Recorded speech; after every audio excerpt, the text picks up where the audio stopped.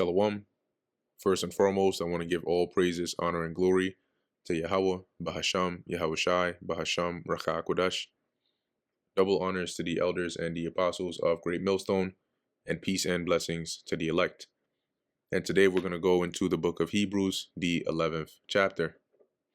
And in here, it's mainly dealing with faith, right? There's just as a triumph of faith and showing how faith has always really been the means of righteousness. So as Paul gives these examples, is to also exhort the believers to also be a good example of faith in our time. So it says here, now faith is the substance of things hoped for, the evidence of things not seen. Right? Let's go into that word substance, because the faith is it's a very interesting thing, right? Because it's very strong, it's very powerful, but yet you cannot see it. So let's go into the word substance.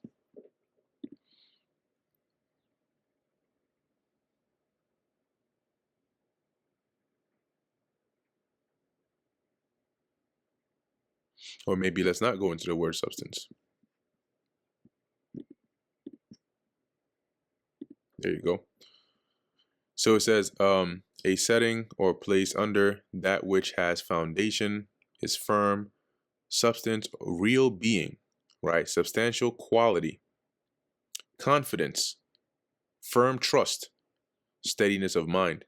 So if we substitute some of those synonyms in here, right? Faith is the confidence of the things we hope for, right? The firm belief in the things that we hope for. And it's also the evidence of the things we haven't seen. A lot of people believe things if they have evidence. Show me the evidence, show me the proof. Matter of fact, that's what court is all about. So if you can prove the unseen things, one will believe it. And the Lord has proven the things that are not seen to us through faith. Faith is the evidence that we have to say, okay, I believe this is true, without you showing me a video clip of creation, but I believe that's how it happened. Without you showing me a video clip of the kingdom, but I believe that that's coming. For by it the elders obtained a good report, right? By having faith. Through faith we understand that the worlds were framed by the word of God. All right, let's go into that. Let's see actually how this is worded here. Yeah, same thing. Earned a good reputation. So it says, through faith we understand that the worlds were framed by the word of God, so that things which are seen were not made of things which do appear. Yeah, because none of us were there at the time of creation, but we believe that's how it went down, how it was put together through faith in the Lord, right? That the things which are seen were not made of things which do appear. So the physical world that we see was made from things that we don't see, right? From the spiritual, from the base elements, and you can't see these with the naked eye. But we believe all of these things. By faith, Abel offered unto God a more excellent sacrifice than Cain. By faith, by which he obtained witness that he was righteous. See, because his faith in the Lord led him to give the best of his offering to the Lord, right? And here Paul is showing action driven by faith. The action you take shows forth that faith.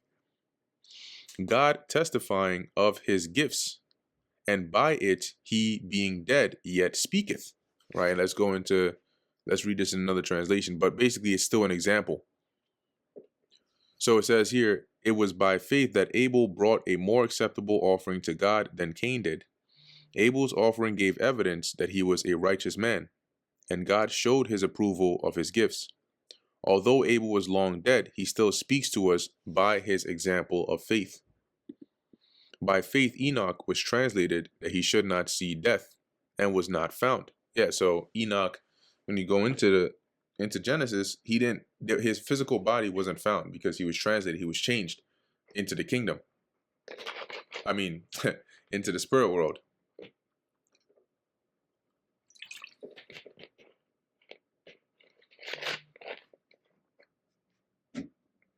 For before his translation, he had this testimony that he pleased God.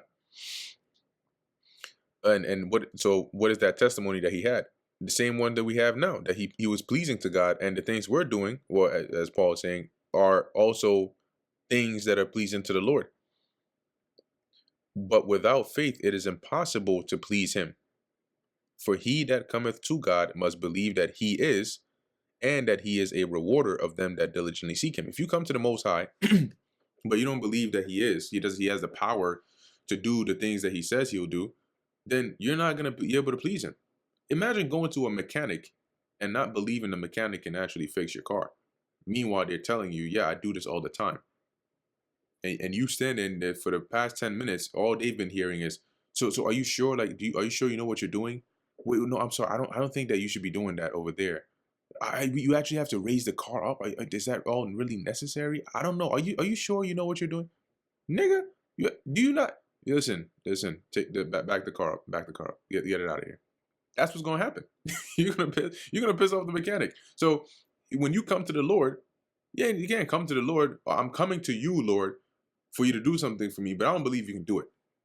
You can't please the Lord that way, right? You must believe that He is, He is who He is, and as it says, He's a rewarder of them that diligently seek Him. Because if you believe that, you will what? You will diligently seek the Lord. By faith, Noah, being warned of God of things not seen as yet. So Noah was warned of the things that hadn't happened, right? The flood that was going to come, moved with fear. You don't, if you don't believe something, you won't fear it. You know why these people don't fear the Lord? They don't fear the judgments to come? Because they don't believe it, right?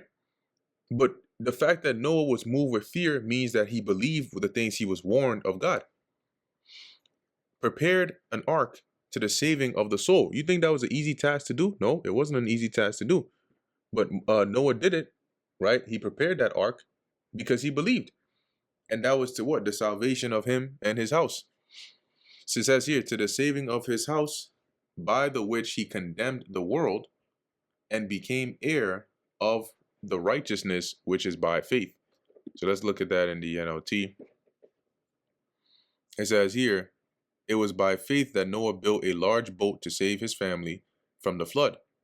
He obeyed God, who warned him about things that had never happened before.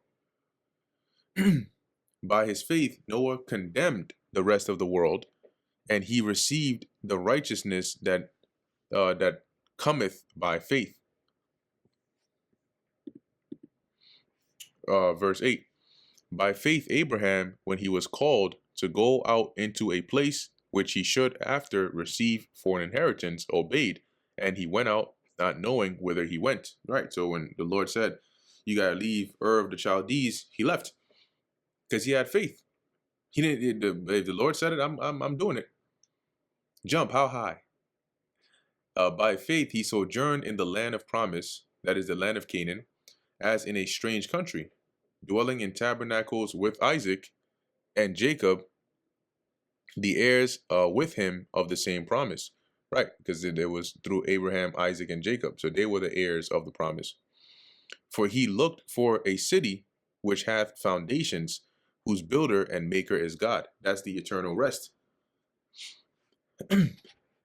Through faith also Sarah herself received strength to conceive seed. So Sarah believed. Yeah, she laughed when the angel said it, but guess what? She believed that she would have that child. So through faith, she received that and was delivered of a when she was past age.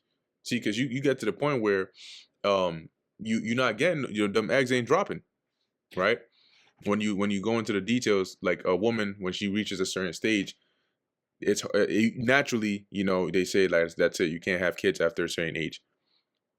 So as it says, she was past that age of having kids because she judged him faithful who had promised. Verse 12, therefore sprang there even of one, and him as good as dead. This is talking about Abraham. When it says as good as dead, it doesn't mean that like he was very old. He was basically impotent, right? But of him, as it says, sprang there. Salakia, a little distracted out here. Anyway, it says, where we at? Yo, back up. Doing too much.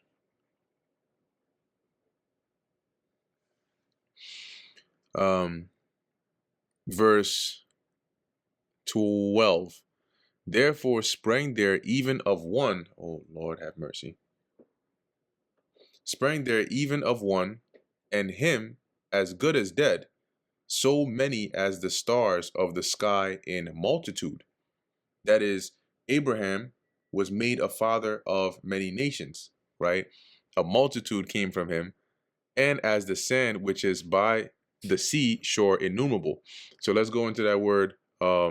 Let's look at that in the NLT. It says, so a whole nation came from this one man who was as good as dead, a nation with so many people that like the stars in the sky and the sand on the seashore, there's no way to count them.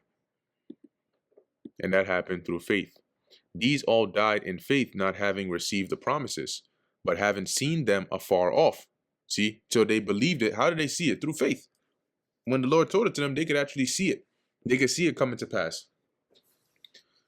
So they saw it afar off and were persuaded of them. They believed in the promises that was told, and embraced them, and confessed that they were strangers and pilgrims in the earth. So having heard the promise, right, of that rest, of that that that the Lord will give them, they confessed, they acknowledged that they were pilgrims. Where is it at? They were strangers and pilgrims on the earth, right? Meaning that the habitations that we had weren't our permanent home. Says here, all these people died still believing what God had promised them. They did not receive that promise, but they saw it all from a distance and welcomed it. They agreed that they were foreigners and nomads here on earth. For they that say such things declare plainly that they seek a country. Right? If you say you're a pilgrim or a stranger, then you're saying that you don't have, your own country, your own place. And truly, if they had been mindful of that country from whence they came out, they might have had opportunity to have returned. It says, if they had longed for the country they came from, they could have gone back. But now they desire a better country, that is unheavenly, Wherefore God is not ashamed to be called their God, for he hath prepared for them a city. So, in other words, they were willing to forsake the things that they had in the present, and to accept that they didn't have any. They didn't have, they were sojourners, they were pilgrims, and they didn't have that eternal rest. And they were willing to sacrifice what the Lord asked them to sacrifice, or to believe in the Lord that he would be able to give us that city, that rest. By faith, Abraham, when he was tried, offered up Isaac, and he that had received the promises offered up his only begotten son. And so what it means by faith is that Abraham believed. He didn't tell the Lord, right, when the Lord said, all right, go and offer up Isaac. He didn't say, oh Lord, no, I already believe, but you can do what you said you're going to do, so it's okay. We don't got to do that. How did he show that faith? He showed that faith by the Lord had to stop him, because that knife was coming down quick. Like, whoa, Abraham, hold on now, hold on, whoa, easy, calm down. You're good. Take the ram. It's okay. It says, of whom it was said that in Isaac shall thy seed be called. So you got to imagine that, right? That means that Abraham, at that point, looking down at his son on the altar with the knife in his hand, when he lifted up his hand, he had no intention of stopping. Imagine how much faith it actually takes. He looking at his son, he had the actual full intention that I'm going to take him out, because that's what the Lord is asking. So if the Lord hadn't stopped Abraham, Isaac would have been cooked. That's the faith that Abraham had. And he believed that the Lord could raise him up again. So he said, it's fine. Hey, he gave me him in my old age. So he can give me him again. It says here, of whom it was said that in Isaac shall thy seed be called, right? So that's why it likened him to his only begotten, because Abraham had, other children, but Isaac was the one the Lord recognized as his seed. Accounting that God was able to raise him up even from the dead, from whence also he received him in a figure. See, so Abraham believed that even if Isaac had, he had sacrificed Isaac, the Lord could raise him up from the dead. NLT, Abraham reasoned that if Isaac died, God was able to bring him back to life again. And in a sense, Abraham did receive his son back from the dead. And that was also symbolic of the Father, the Most High, and Yahweh Shai. But except this time, when Yahweh Shai came, he actually did die. So it really was like a foreshadowing too. By faith, Isaac blessed Jacob and Esau concerning things to come. Right, because let me actually pull this up in the NLT. I think I like the way they word that here. Yeah, it was by faith that Isaac promised blessings for the future to his sons Jacob and Esau. See, because he believed that the words he spoke would actually come to pass, those blessings. By faith, Jacob, when he was dying, blessed both the sons of Joseph and worshipped, leaning upon the top of his staff, right? Because when you read the account in Genesis, it says he bowed himself. And like similar to what is said in verse 20, right? He had faith that the blessing he was giving would actually come to pass. By faith, Joseph, when he died, made mention of the departing of the children of Israel and gave commandment concerning his bones, right? He had faith that the Lord, as Jacob told him, would deliver them from Egypt. And so he told him, look, when you leave, because I believe you will, take my bones and bury me in the land of my fathers. By faith, Moses, when he was born, was hid 3 months of his parents, because they saw he was a proper child. And they were not afraid of the king's commandment. Why? Because they had faith in the Lord that he could preserve Moses. By faith, Moses, when he was come of age, refused to be called the son of Pharaoh's daughter. So he refused to accept his glory as an Egyptian, because he was an Israelite, but rather choosing rather to suffer affliction with the people of God than to enjoy the pleasures of sin for a season. Because he could have enjoyed the role of authority and power, as a prince, likely heir to the throne, but he chose rather to rebel against that and to suffer with his people, as it says, than to enjoy those pleasures for a season. That's why he slew that Egyptian to deliver his people. But guess what? Eventually he had to flee. But what ended up happening? He fled and the Lord called him back. Esteeming the reproach of Hamashiach greater riches than the treasures in Egypt, for he had respect unto the recompense of the reward. So he was willing to, suffer reproach and the things that he would go through in order to do those duties that the Lord asked him to. And he was willing to accept that as greater than the riches of Egypt, because that would have been a comfortable lifestyle. Egypt was one of the top empires at the time, and you're the prince of Egypt. My God. NLT, he thought it was better to suffer for the sake of Hamashiach than to own the treasures of Egypt, for he was looking ahead to his great reward. So remember, it says these all seeing the promise ahead. So as the Lord could have showed him, remember, the Lord showed him a lot, things of the end, right? Things at the beginning. So he chose, you know what? Yeah, I'm not gonna sacrifice the eternal recompense for some temporary pleasures here, living like an Egyptian. Hell no. By faith he forsook Egypt, not fearing the wrath of the king, for he endured as seeing him who is invisible. See? So he endured knowing that because the Lord revealed himself to him, and to serve the Lord, Moses had to endure many things. And he was willing to incur the wrath of the king for that. He did, and that's why he had to run away. It was by faith that Moses left the land of Egypt, not fearing the king's anger. He kept right on going because he kept his eyes on the one who is invisible. Through faith he kept the Passover and the sprinkling of blood, lest he that destroyed the firstborn should touch them. and that was Yahushua. And so they did everything that Moses commanded them because they had faith. They believed that would truly be the case. And in doing so, they were preserved from the destroyer. By faith, they passed through the Red Sea as by dry land, which the Egyptians essaying to do were drowned. Right? Because when the Lord told Moses, "Why are you crying unto me? Point over to the water and let it part." He said, "What now?" Lord, what you saying right now? But hey, the Lord did it. And the Egyptians were like, "All right, we're gonna follow right through," and that didn't end up too well for them. The Lord said, "You ain't following shit." That's when the waters came down on them. Then they didn't know, should we bust a U-turn? Should we go forward? Should we dive into the water? Like it says here, by faith the walls of Jericho fell down after they were compassed about 7 days.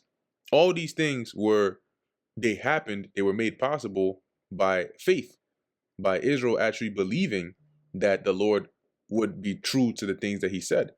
And he did it. By faith the harlot Rahab perished not with them that believed not, which is her household, when she had received the spies with peace, because she had faith that the God of Israel was truly with them. And so she took action to show that faith by hiding them and risking, getting in trouble by hiding actual spies of the enemies and lying to the king's authorities. But she had faith, and guess what? In her faith, in believing that, she and her house were preserved. Does not make Rahab an Israelite. And what shall I say more? For the time the time would fail me to tell of Gideon and of Barak and of Samson and of Jephthah, of David also, and Samuel, and of the prophets. He's saying I could go on and on and on and on and on and on to show you these examples of faith, who through faith subdued kingdoms, wrought righteousness, obtained promises, stopped the mouths of lions.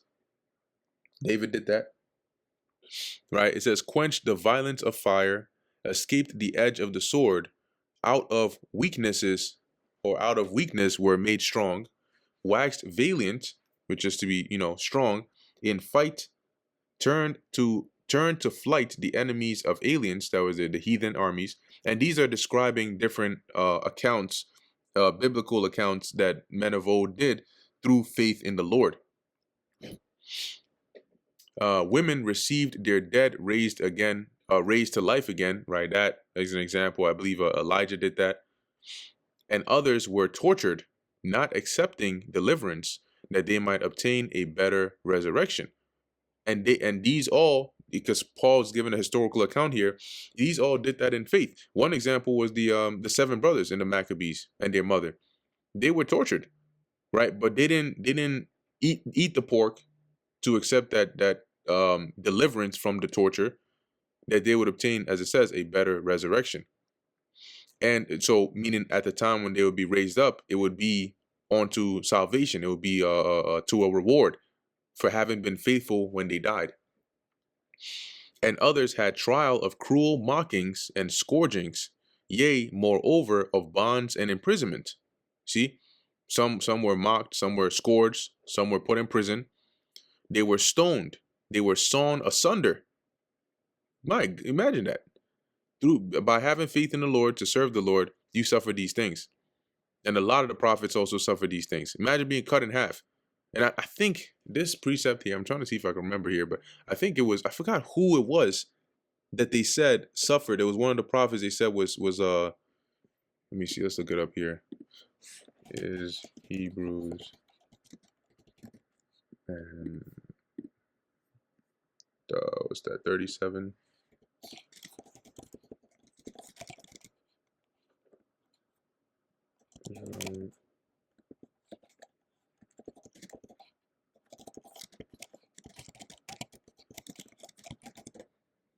Forgot who. Oh, is it Isaiah? Yeah, I think it was Isaiah that I had seen this before. But it says here, Hebrews 11:37, which mentions martyrs sawn in two, is widely understood to refer to the Jewish tradition that the prophet Isaiah was executed in this manner by King Manasseh, While not explicitly stated in the Old Testament, this account of Isaiah's martyrdom appears in early non-canonical texts like the Ascension of Isaiah. Okay, so I remember, I forgot what I was reading, but I'd come across that made me think about that. But all in all, it doesn't explicitly say it in the scriptures, but Paul is stating it here that, believers, those that have faith in the Lord, they suffer these things, right? They were tempted, were slain with the sword. They wandered about in sheepskins and goatskins, being destitute, afflicted, tormented.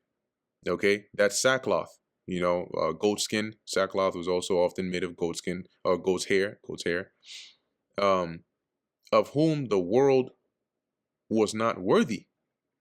They wandered in deserts and in mountains and in dens and caves of the earth. That is basically seeking refuge, right, or being persecuted. That's what it signifies.